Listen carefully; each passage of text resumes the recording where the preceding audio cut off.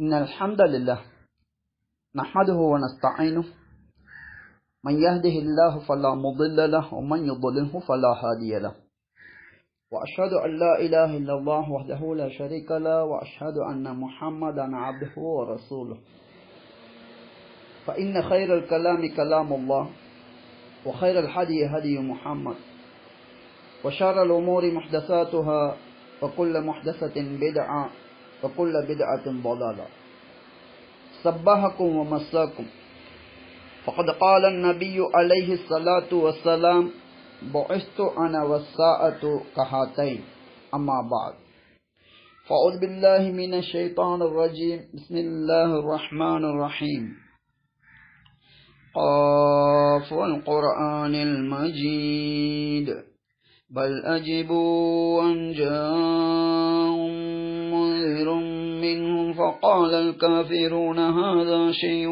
عجيب فذكر بالقرآن من يخاف وعيد. அல்லாஹ்வை புகழ்ந்து அவன் தூதர் முஹம்மது அலைஹிஸ்ஸலாத்து வஸ்ஸலாம் அவர்கள் மீதும் அவர்கள் கொண்டு வந்த சத்தியத்தை உள தூய்மையோடு பின்பற்றி மரணித்துவிட்ட முஸ்லிம்கள் இறுதி நாள் வரைக்கும் அதே சத்தியத்தை பின்பற்றி மரணிக்கக்கூடிய ஒவ்வொரு முஸ்லிமின் மீதும் அல்லாஹுடைய சாந்தி உண்டாவதாக. அவர்கள் அனைவரையும் அல்லாஹ் அவனது அருளை கொண்டு உயர் சுவனங்களிலே நுழைவித்தருள்வானாக. படைத்த அல்லாஹ் சுவனம் செல்லுவதற்கு ஒரே ஒரு வாழ்க்கை முறையை தந்திருக்கின்றான்.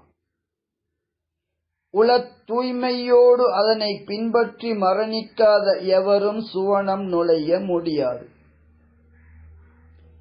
அனைத்தையும் அறிந்த அல்லாஹுடைய சில வார்த்தைகள். இந்த இஸ்லாம் என்றால் என்ன என்பதை தெளிவுபடுத்துவதற்காக 3வது அத்தியாயத்தின் 19வது வசனம் முதல் 26வது வரைக்குமுள்ள வசனத்தை நாம் படித்தால் கட்டாயம் நாம் அறிந்து கொள்ள வேண்டிய இஸ்லாத்தின் அடிப்படை சில அம்சங்களை புரிந்து கொள்ள முடியும். இன்றைய உபதேசத்தில் அந்த முக்கிய விடயத்தை தெளிவுபடுத்துவதே எமது நோக்கமாகும். இதனை புரிந்து கொள்ளாத நிலையில் தான் எமது சமூகத்திலே அதிகமானவர்கள் இருக்கின்றார்கள். எம்மவர்களே புரிந்து கொள்ளாத விடயத்தை மாற்று சமூகத்தினர் எப்படி சரியாக புரிந்து கொள்வார்கள்? எமது சமூகத்தின் நடவடிக்கைகளை பார்த்து அதுதான் இஸ்லாம் என வெளியில் உள்ளவர்கள் நினைக்கின்றார்கள். இன்று உலகிலே முக்கிய ஒரு நிகழ்வு நடந்திருக்கின்றது. இவ்வாறு தம்மை முஸ்லிம் என கூறுகின்ற ஒரு தலைவி, முஸ்லிம் என கூறுகின்ற பெரும்பான்மை சமூகத்தின் அதிகாரம் கொடுக்கப்பட்டு ஆட்சியில் இருந்த அந்த பெண் இறுதியிலே அந்த நாட்டு மக்களால் அடித்து விரட்டப்பட்டுள்ளார். இதே போன்று நாம் வாழுகின்ற இலங்கை நாட்டிலும் சில வருடங்களுக்கு முன்னர் இடம்பெற்றது. இந்த 2 சம்பவங்களையும் பார்க்கின்றவர்கள் முஸ்லிம் அல்லாத ஒரு மனிதர் எப்படி வாழுகின்றாரோ அதே போன்று ஒரு முஸ்லிமும் வாழலாம், 2 வாழ்க்கைக்கும் இடையில் எந்த வித்தியாசமும் இருக்க வேண்டிய அவசியம் கிடையாது என்ற ஒரு புரிதல் மாற்று சமூகங்களிடம் நிச்சயமாக காணப்படுகின்றது. எம்மிலே அதிகமானவர்கள் கூட இஸ்லாத்தை இப்படித்தான் புரிந்திருக்கின்றார்கள். எனவே இந்த கட்டத்திலே அல்லாஹ்வினால் வழிநடாத்தப்பட்ட முஹம்மது அலைஹிஸ்ஸலாத்து வஸ்ஸலாம் அவர்கள் இந்த இஸ்லாம் எது என்பதை நடத்தையிலே காட்டிவிட்டார்கள். முஸ்லிம் அல்லாத ஒருவர் வாழுவது போன்று வாழுகின்ற ஒருவர் முஸ்லிமாக மாற முடியாது என்பதை மிக தெளிவாக பல்வேறு சந்தர்ப்பங்களிலே கூறியிருக்கின்றார்கள். இவ்வாறு அவர்கள் கூறுவதற்கு காரணம், அல்லாஹ்விடம் மன்றாடி அவர்கள் கேட்ட அந்த நேர்வழி குர்ஆன் வடிவிலே கொடுக்கப்பட்டது. குர்ஆனின் பல இடங்களிலே சொல்லப்படுகின்ற இந்த உண்மைதான் இங்கு நான் உங்களுக்கு தெளிவுபடுத்திய 3வது அத்தியாயத்தின் 19 முதல் 26 வரைக்குமான வசனங்கள் ஆகும். எனவே நீண்ட நேரம் எடுத்துக்கொள்ள முடியாது என்ற அடிப்படையிலே இந்த வசனங்களில் உள்ள முக்கிய பகுதிகளை சுட்டிக்காட்டுகின்றோம். இதன் பிறகு நீங்கள் இந்த வசனங்களை உங்களுக்கு புரிகின்ற மொழியிலே கருத்தூன்றி நீங்கள் உங்களது வீடுகளிலே இருப்பிடங்களிலே நீங்கள் அவற்றை படியுங்கள். அல் குர்ஆனை கருத்தூன்றி படிக்காமல் இருப்பதற்கு உங்களுடைய உள்ளங்களிலே பூட்டு போடப்பட்டிருக்கின்றதா என்று அல்லாஹ் கேட்கின்றான். இப்போது பாருங்கள் இந்த 3வது அத்தியாயத்தின் 19வது வசனம். இன்னத்தீன இந்தல்லாஹில் இஸ்லாம். அல்லாஹ்விடம் இஸ்லாம் ஒன்று மட்டும்தான் அங்கீகரிக்கப்பட்ட வாழ்க்கை முறையாக இருக்கின்றது. இந்த தீன் என்ற வார்த்தை ஏனைய கொள்கைகள் மதங்களை போன்றன்றி வாழ்வின் ஒவ்வொரு துறையிலும் அல்லாஹ்வுடைய வழிகாட்டலை தருகின்ற மார்க்கம்தான் இஸ்லாம் ஆகும். எனவே இஸ்லாம் என்பது மஸ்ஜிதுகளிலே தொழுவது போன்ற வணக்கங்களை எப்படி சொல்லித் தருகின்றதோ இதே போன்று இன்னும் அழுத்தமாக ஆட்சி அதிகாரம் கொடுக்கப்பட்ட ஒருவர் எப்படி ஆட்சி செய்ய வேண்டும் என்பது தெளிவாக இஸ்லாம் கற்றுக் கொடுக்கின்றது. ஆட்சி அதிகாரம் கொடுக்கப்பட்ட ஒரு முஸ்லிம்,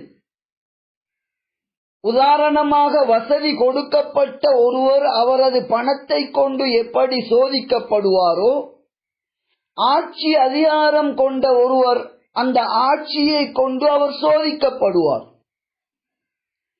ஒரு முஸ்லிம் அந்த ஆட்சியை இப்படித்தான் செய்ய வேண்டும் என்ற வரைமுறைகள் இருக்கின்றன.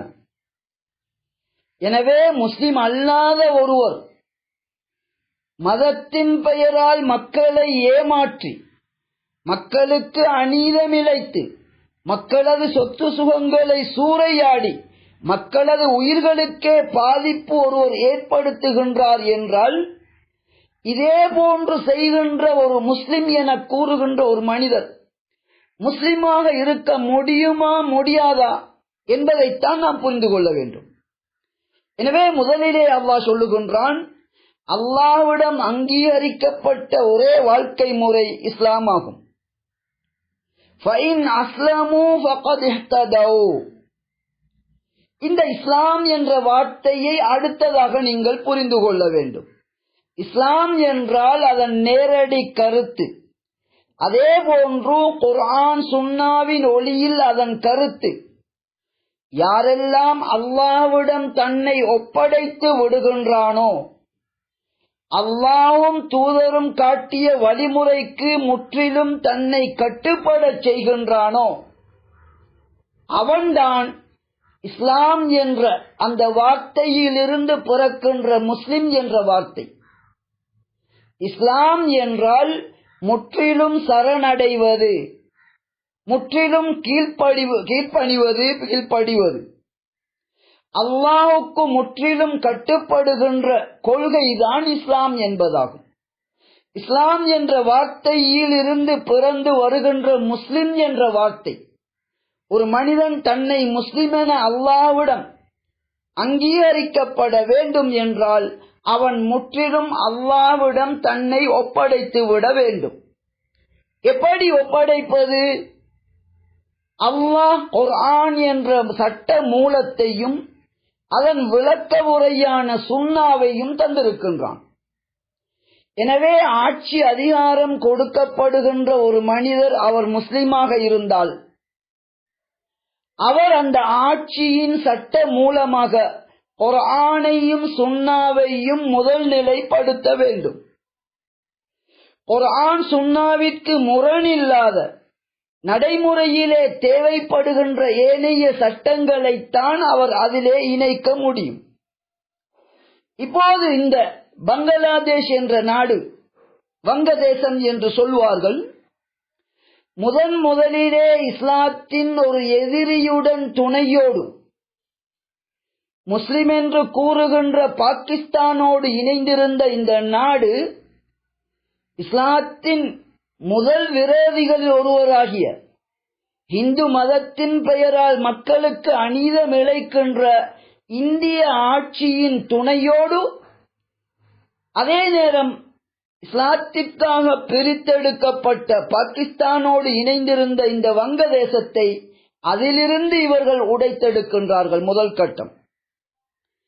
இரண்டாவதாக, இந்த நாட்டின் ஆட்சி அதிகாரத்தை தன்னிடம் வைத்திருந்த இந்த ஒரு பெண் ஆட்சியிலே அமர்கின்றார்.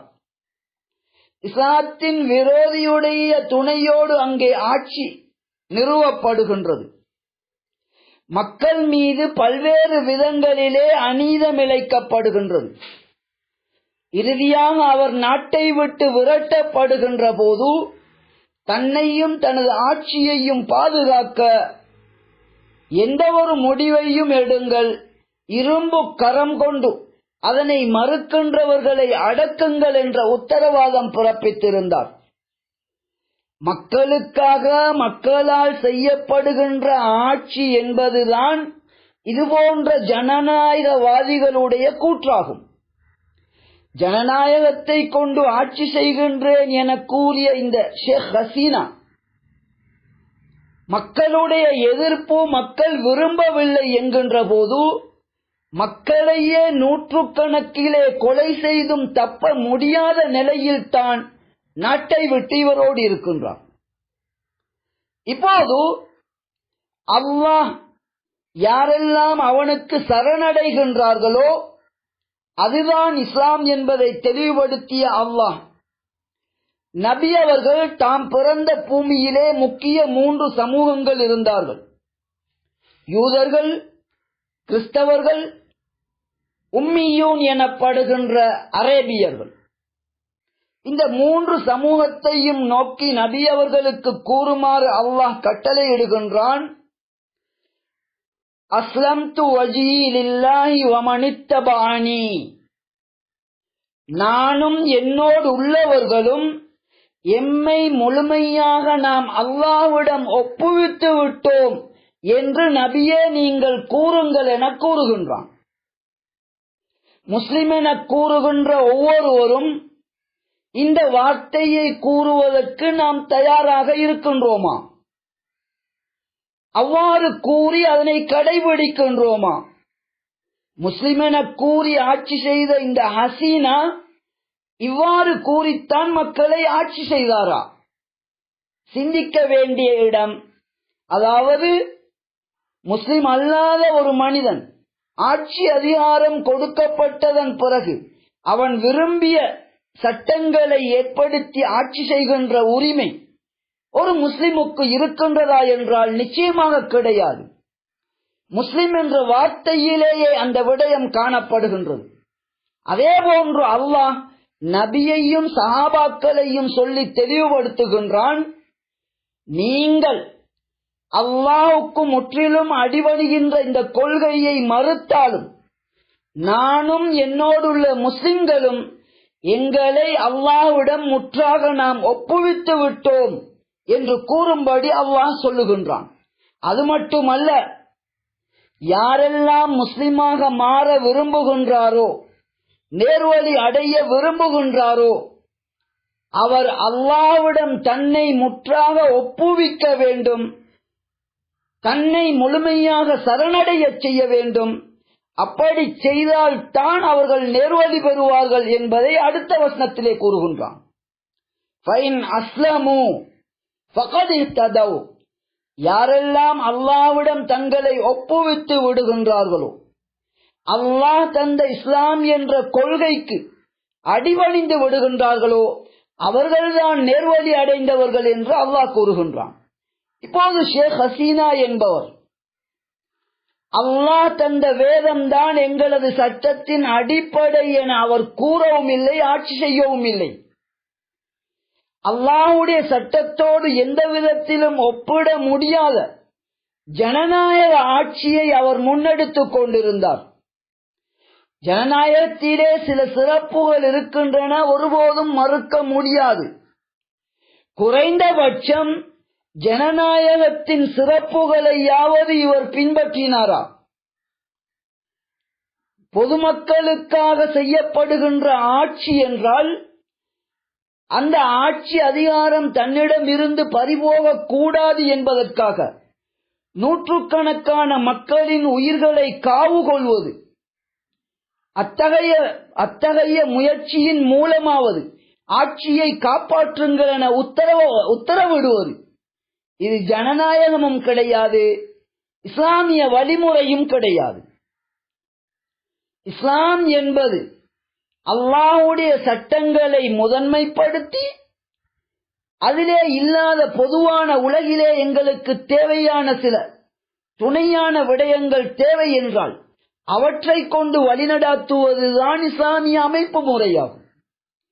அல்லாஹ்வுக்கு முற்றிலும் வழிபட்டவன் அல்லாஹ்வுடைய சட்டங்களை கொண்டுதான் அவன் வழிநடாத்துவான். ஒரு மிகச்சிறந்த உதாரணம், ஒரு மனிதனை மற்றொருவன் கொண்டு விடுவான் என்றால் கண்டிப்பாக ஒட்டுமொத்த மனிதர்களுக்கும் பாதுகாப்பை தருகின்ற கொலையாளியை கொலை செய்ய வேண்டும் என்ற சட்டத்தை அவர்கள் நடைமுறைப்படுத்த வேண்டும். இன்று உலகிலே பார்க்கின்றோம், இலங்கையில் கூட அந்த கலாச்சாரம் பரவுகின்றது. ஒரு மனிதனை சர்வ சாதாரணமாக கொலை செய்து விடுகின்றார்கள். மனித உயிரின் பெருமதி, ஒரு மனிதனை கொல்வது ஒட்டுமொத்த மனிதனையும் கொலை செய்வது போன்று என்று இஸ்லாம் கூறுகின்றது. இதனை தாண்டி ஒரு பெண் ஆட்சி கதிரையிலே அமரலாமா என்றால் அந்த ஒரு சமூகம் வெற்றி பெற மாட்டாது என்று நபி அவர்கள் கூறுகின்றார்கள்.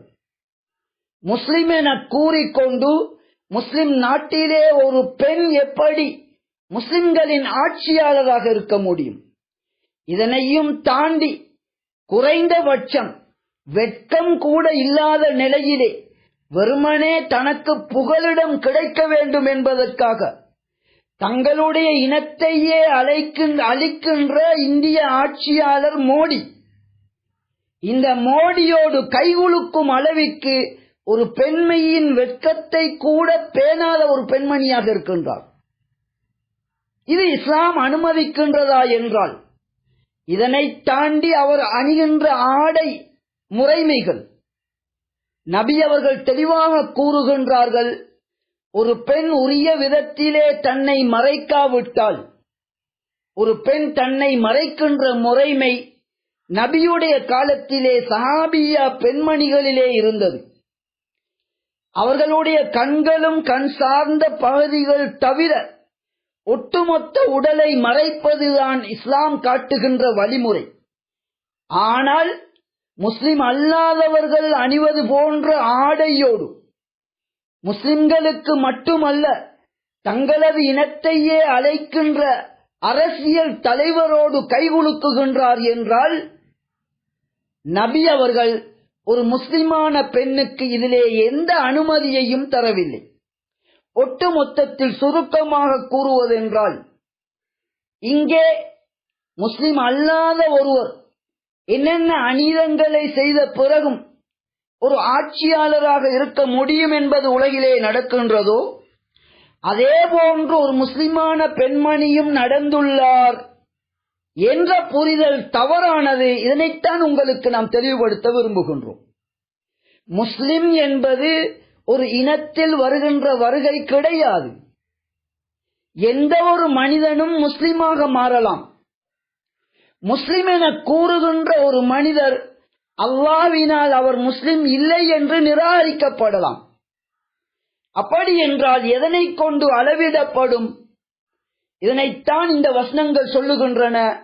நபியே, நானும் என்னோடு உள்ளவர்களும் எங்களை அல்லாஹ்விடம் ஒப்புவித்து விட்டோம் என கூறுங்கள் என்று அல்லாஹ் கூறுகின்றான். எனவே நபியை போன்று நடந்தாலே அன்றி நாம் நேர்வழி அடைய முடியாது. நபி அவர்கள் குர்ஆனுக்கோ அதன் விளக்கமாக கொடுக்கப்பட்ட ஹதீஸ்கள் என்ற வழி இவற்றை ஒருபோதும் நபி அவர்கள் மீறி நடக்கவில்லை. நபியுடன் இருந்த முஸ்லிமான பெண்களில் எவருமே அந்நிய ஆண்களோடு கைகுலுக்கியதில்லை. உடலிலே முகம், கழுத்து, நெஞ்சு, இடுப்பு என ஏறக்குறைய அரைவாசி பகுதி வெளியிலே தெரியும் அளவிற்கு நபியுடைய காலத்தில் எந்த பெண்ணும் ஆடை அணியவில்லை. நபியுடைய காலத்தில் எந்த ஒரு முஸ்லிமான பெண்ணும் ஆட்சி அதிகாரத்தில் அமருவதற்கு அனுமதிக்கப்படவில்லை. ஒட்டுமொத்தத்தில் சுருக்கம் என்னவென்றால், பங்களாதேஷிலே ஒரு ஆட்சியாளராக இருந்து விரட்டப்பட்ட ஷேக் ஹசீனா இஸ்லாமிய பார்வையில் அல்லாஹ்விடம் இவர் தன்னை ஒப்புவித்த ஒரு முஸ்லிமா, நேர்வழி அடைந்த ஒரு முஸ்லிமா என்றால் இந்த குர்ஆன் வசனங்களை கொண்டு நீங்களே தீர்மானித்துக் கொள்ள முடியும். அல்லாஹ்வுடைய சட்டங்களிடம் தன்னை ஒப்புவிக்காத இஸ்லாத்தின் விரோதிகளோடு கொள்கை ரீதியிலும் உடலிலே தனது கையை கொண்டு அந்த அந்நிய ஆணுடைய கையை குலுக்குவது முதல், ஆடை அணிவது முதல், ஆட்சி முறைமைகள் வரை இஸ்லாத்தின் வழிகாட்டலை புறக்கணித்து அல்லாஹ்விடம் தன்னை ஒப்படைக்காத ஒரு பெண்ணாகத்தான் இதுவரை அவர் வாழ்ந்திருக்கின்றார். எனவே ஒரு முஸ்லிம் அல்லாதவர்களினால் நடக்கின்ற அநீதங்கள், இதே அநீதத்தை ஒரு முஸ்லிமும் செய்ய முடியும் என்ற புரிதல் 100% தவறானது. இதனை முதலிலே எமது சமூகத்தவர்கள் திருத்த வேண்டும். அதன் பிறகு அது பெரும்பாலும் ஏனைய மக்களுக்கு நாம் எட்டி வைக்க வேண்டும். எமது நடத்தைகள் சரியாக இருந்தால் அதனை நாம் வார்த்தைகளில் சொல்லுவதற்கு முன்னரே ஏனைய மனிதர்களுடைய ஓர் அளவாவது இஸ்லாத்தை பற்றிய புரிதல் சரியானதாக இருக்கும். எனவே முதலாவது, இஸ்லாம் என்றால் அல்லாஹ்விடம் தன்னை ஒப்படைக்கின்றவன் தான் அவன் முஸ்லிம் ஆவான். இஸ்லாத்தின் அனைத்து சட்டங்களையும் புறக்கணித்துவிட்டு தன்னை முஸ்லிம் என கூறுகின்றவன் அவன் நேர்வழி அடைந்தவன் கிடையாது என்பதை இந்த வசனத்திலிருந்து புரிந்து கொள்ள முடியும். அல்லாஹ்விடம் தன்னை ஒப்படைத்த ஒருவன் அல்லாஹ்வுடைய சட்டங்களுக்கும் முரண்பட்டு மக்களுடைய உயிர்களை காவு கொண்டு மக்களுக்கு மிகச் சரியான வாழ்க்கை முறை என்று அல்லாஹ்வினால் தரப்பட்டு அதனை நானும் ஏற்றுக்கொள்ளுகின்றேன் என்று கூறுகின்ற ஒரு மனிதர் நடைமுறையிலே அதற்கு முரணாக செயல்படுகின்ற போது அவர் நிச்சயமாக முஸ்லிமாகவும் இருக்க முடியாது. அவர் செய்கின்ற செயல், அதாவது முஸ்லிம் அல்லாதவர்கள் எப்படி வாழுகின்றார்களோ இதே போன்று வாழ்பவர்கள்தான் முஸ்லிம்களும் என்ற பிழையான எண்ணத்திற்கு எந்த வகையிலும் இஸ்லாம் பொறுப்பு கிடையாது. எனவே அடிப்படையிலே முதலிலே நாம் இதனை புரிந்து கொள்ள வேண்டும். யாரெல்லாம் ஆட்சி அதிகாரம் கொடுக்கப்படுகின்றார்களோ அவர்களது நலவிற்காகவும் அவர்களால் ஆட்சி செய்யப்படுகின்ற மனிதர்களின் நலவுகளுக்காகவும் அவர்கள் கடைபிடிக்க வேண்டிய முக்கிய ஒரு விடயத்தை அல்லாஹ் தெளிவுபடுத்துகின்றான். அந்த விடயத்தை எந்த ஆட்சியாளர்கள் எல்லாம் கடைபிடிக்கின்றார்களோ குறைந்தபட்சம் மக்களுடைய நலன்களும் அதே போன்று இந்த பூமியிலே ஒரு அமைதியான, நிம்மதியான, நீதமான ஒரு வாழ்க்கையை நாம் நிலைநாட்ட முடியும். இரண்டாவது குத்பாவிலே அது பற்றி தெளிவுபடுத்துகின்றோம். ஃபஸ்தக்ஃபிரூஹு இன்னஹு ஹுவல் கஃபூர் ரஹீம். இன்னல் ஹம்தலில்லாஹி நஹ்மதுஹு வ நஸ்தஈனுஹு மன் யஹ்திஹில்லாஹு ஃபலா முضل லஹு வ மன் யுضللஹு ஃபலா ஹாதிய லஹு வ அஷ்ஹது அன் லா இலாஹா இல்லல்லாஹு வஹ்தஹு லா ஷரீக லஹு வ அஷ்ஹது அன்ன முஹம்மதன் அப்துஹு வ ரசூலுஹு فإن خير الكلام كلام الله وخير الهدي هدي محمد وشر الأمور محدثاتها وكل محدثة بدعة وكل بدعة ضلالة. أما بعد. ஆட்சி அதிகாரம் என்பது ஏனைய நலவுகளை போன்று அல்லாஹ் வழங்குகின்ற ஒரு நலவாகும். இந்த உலகிலே படைத்தவனுக்கு தன்னை முற்றிலும் அர்ப்பணிக்கின்றவர்கள், தங்களை சரணடைய செய்கின்றவர்கள். இவர்களுக்கு அல்லாஹ் ஆட்சி அதிகாரத்தை கொடுத்தால் மனிதர்களிலே பெரும்பாலும் இந்த ஆட்சி அதிகாரம் கிடைக்கின்ற போது அவர்கள் இருமாப்பு கொள்வது, ஏனையவர்களை அடக்கி ஆள முயற்சி செய்வது, மக்களின் சொத்து சுகங்களை சுரண்டி தான் மட்டும் சுகபோக வாழ்க்கை அனுபவிக்க விரும்புவதென்பது இது பொதுவாக ஆட்சியாளர்களிடம் ஏற்படுகின்ற தீய பண்பாகும், தீய நோக்கமாகும். எனவேதான் இவர்களுடைய அநியாயங்கள் அதிகரிக்கின்ற போது இதனை தாக்குப்பிடிக்காத மக்கள் இவர்கள் கிளர்ந்தெழுகின்றார்கள். அதன் விளைவைத்தான் பங்களாதேஷிலே பார்க்கின்றோம். அல்லாஹ்விடம் தன்னை ஒப்படைத்து விட்டவள் என கூறிக்கொண்டே ஒவ்வொரு செயலிலும் அல்லாஹ்வுக்கு மாற்றமாக செயல்பட்டார். உலகத்தில் கூட கேவலப்படும் அளவிற்கு அவர் அடித்து துரத்தப்பட்டார். இங்கே ஒட்டுமொத்த மனிதர்களுக்கும் அல்லாஹ் சொல்லுகின்ற விடயம், அல்லாஹ்விடம் முறைப்படுமாறு தங்களது நிலையை உணர்ந்து அல்லாஹ்வுடைய வரம்புகளுக்குள் தன்னை இருக்கச் செய்வதற்கு இவ்வாறு கூறும்படி அல்லாஹ் கூறுகின்றான். 3வது அத்தியாயத்தின் 26வது வசனம். நபியே, நீங்கள் கூறுங்கள், அல்லாஹும்ம மாலிகல் முல்க், அனைத்து ஆட்சி அதிகாரத்தின் உரித்தாளனே, நீ துஅத்தில் முல்க மன் தஷா, நாடுகின்றவர்களுக்கு ஆட்சி அதிகாரத்தை கொடுக்கின்றாய். வதன்ஸிஉல் முல்க மிம்மன் தஷா, நீ நாடுகின்றவர்களிடமிருந்து அந்த ஆட்சி அதிகாரத்தை பறித்து விடுகின்றாய்.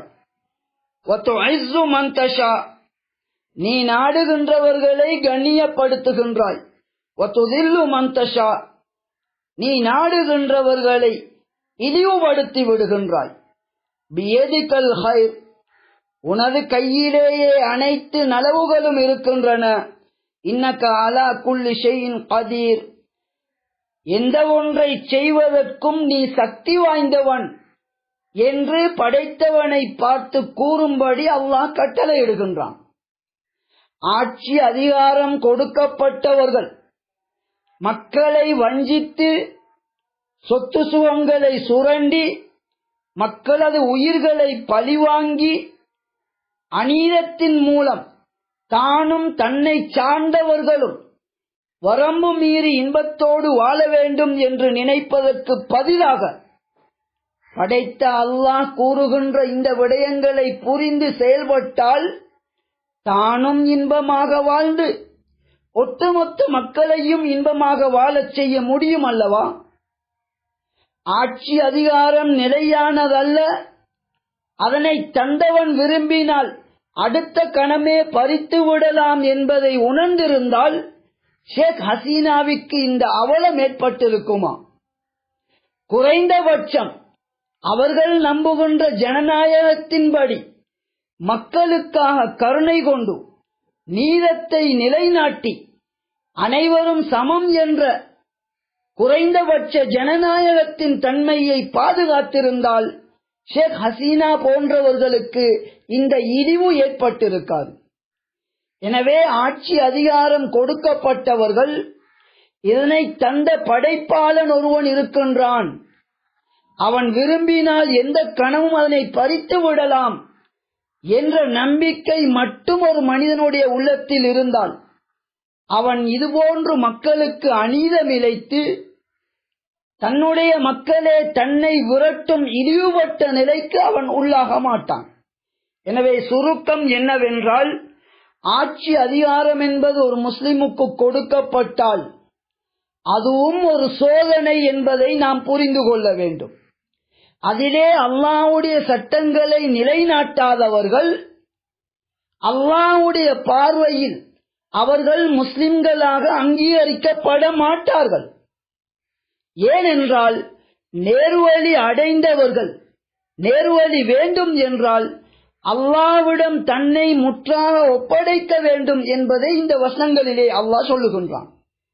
எனவே இறுதியாக தெளிவாக நாமும் புரிந்து ஏனைய மக்களுக்கு நாம் தெளிவுபடுத்த வேண்டிய விடயம் என்னவென்றால், இவ்வாறு ஆட்சி அதிகாரம் கொடுக்கப்பட்ட ஒருவர் எல்லா வகையிலும் அநீதம் இழைத்து அடித்து விரட்டப்படும் போது முஸ்லிம் அல்லாதவர் இந்த நிலைக்கு உள்ளாகுவது போன்று ஒரு முஸ்லிமும் இப்படி செய்யலாம் என்ற புரிதல் மிக தவறானது.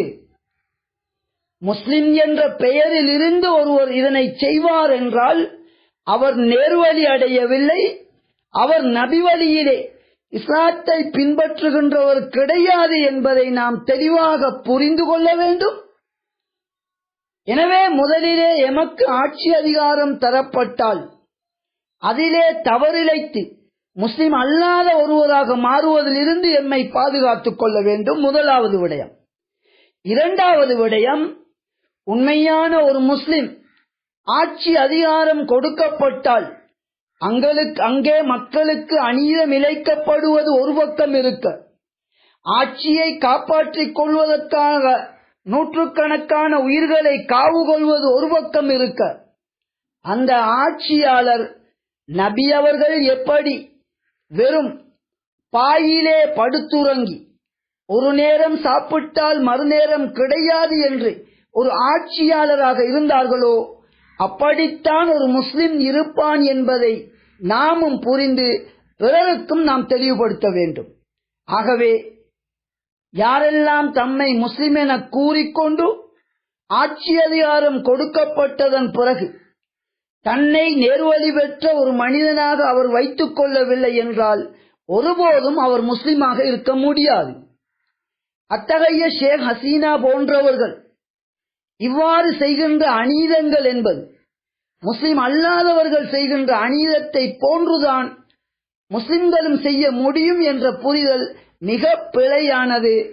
உண்மையான இஸ்லாம் ஒரு மனிதரிடம் வந்துவிட்டால் அவரின் ஆட்சியின் கீழே இருக்கின்றவர்கள் தொடர்ந்து இவர்தான் ஆட்சியில் இருக்க வேண்டும் என்று நீதத்தை விரும்புகின்றவர்கள், மக்களின் நலனை விரும்புகின்றவர்கள், அப்படித்தான் அவர்கள் நினைப்பார்களே ஒழிய உண்மையான ஒரு இஸ்லாமிய ஆட்சியாளரை மக்கள் அடித்து விரட்டும் அளவிற்கு ஒரு உண்மையான ஒரு முஸ்லிம் ஆட்சியாளர் ஒருபோதும் இருக்க முடியாது. எனவே வங்கதேசத்தின் ஆட்சி முறையில் அடித்து விரட்டப்பட்ட இந்த ஷேக் ஹசீனா இவர் அல்லாஹ்விடம் தன்னை ஒப்புவித்தவரும் இல்லை, இவர் செய்த ஆட்சி முறைமை இஸ்லாமிய ஆட்சியும் கிடையாது. முஸ்லிம் அல்லாதவர்கள் இது போன்று செய்வது போன்று இந்த நிலையிலே ஒருவர் முஸ்லிமாக இருந்து இதனை செய்ய முடியுமா என்றால் நிச்சயமாக முடியாது. ஒட்டுமொத்தத்தில் வங்கதேசத்திலே ஜனநாயகத்தை கூட பாதுகாக்காத ஒரு பெண் அடித்து விரட்டப்பட்டிருக்கின்றார். இவருடைய நடத்தைகளுக்கும் இஸ்லாத்திற்கும் சம்பந்தம் கிடையாது. ஒரு முஸ்லிம் இவ்வாறு செய்வதை இஸ்லாம் ஒருபோதும் அங்கீகரிப்பதில்லை என்பதுதான் உண்மை. எனவே நபியும் நபி தோழர்களும் அல்லாஹ்விடம் எம்மை நாம் ஒப்புவித்தோம் என்று கூறும்படி அல்லாஹ் எப்படி கட்டளையிட்டானோ அதே வழியில் நடந்து முஸ்லிமாக மரணிப்பதற்கு நாம் முயற்சி செய்ய வேண்டும். அந்த பாக்கியத்தை அல்லாஹ் எம் அனைவருக்கும் தந்தருள்வானாக. அகூலு ஹாதா வ அஸ்தக்ஃபிருல்லாஹ் லி வ லிசாயிரில் முஸ்லிமீன வல் முஸ்லிமாத்.